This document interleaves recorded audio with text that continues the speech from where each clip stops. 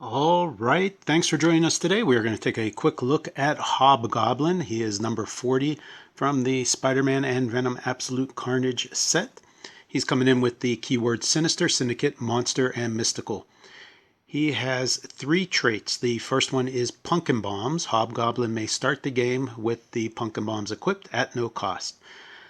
The second trait is yet another Sinister 6. This gives adjacent friendly characters with the Sinister Syndicate keyword can use blades, claws, fangs. And the third trait, and this is the one we're going to break down in action today, is I can smell your sins. Once per turn, when an opposing character hits, you may give that opposing character a sin token. Characters with sin tokens can't use shape change, and Hobgoblin has free, make an attack, but only to target characters with sin tokens. When a character with a sin token clears action tokens, they may remove one of their sin tokens. Okay, a couple things to notice there. It's when the opposing character hits, so it doesn't mean that they have to deal damage. If your opponent uses mind control or incap and they hit, that counts. They get a sin token. Another thing to notice is that those sin tokens can clear one at a time when the opponent clears action tokens. So the ability to make that free attack does not stick around if your opponent is clearing. So you want to make the most use out of the sin tokens while they're on your opponent. All right, let's take a look at the back of his card. And then we're going to take a look at him on the battlefield. So he's coming in at 75 points. For that 75 points, you get 6 clicks of life with a 6 range dual target.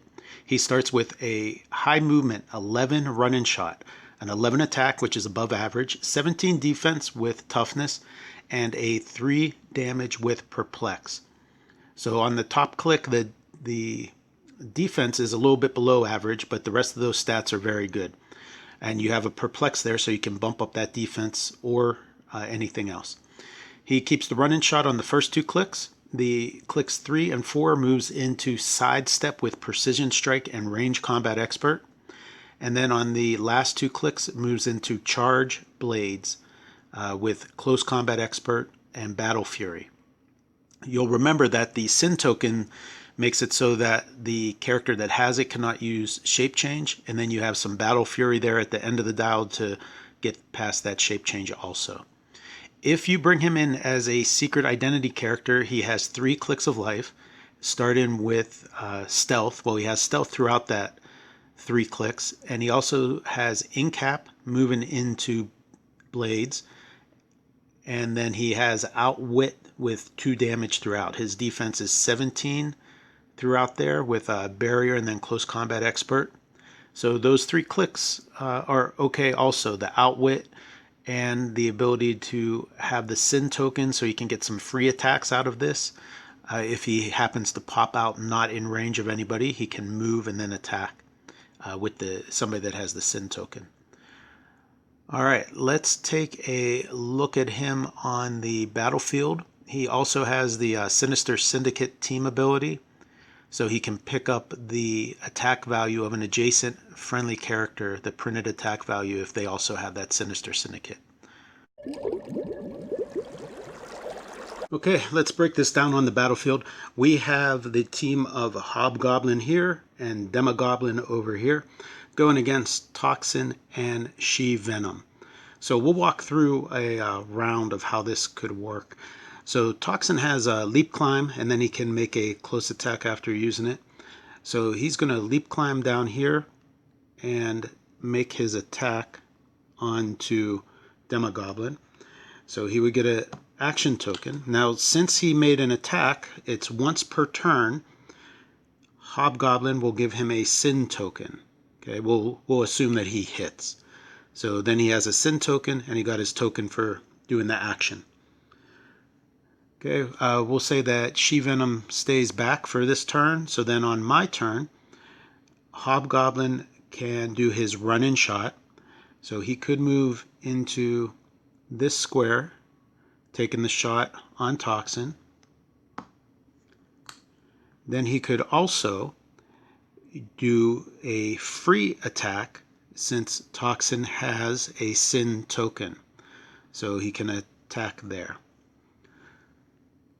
On the next turn, let's say that that's all that happens just for this example. On the next turn, if Toxin does not clear, so if Toxin tries to attack Demogoblin again, we don't have to give him another sin token because he still has one from last time.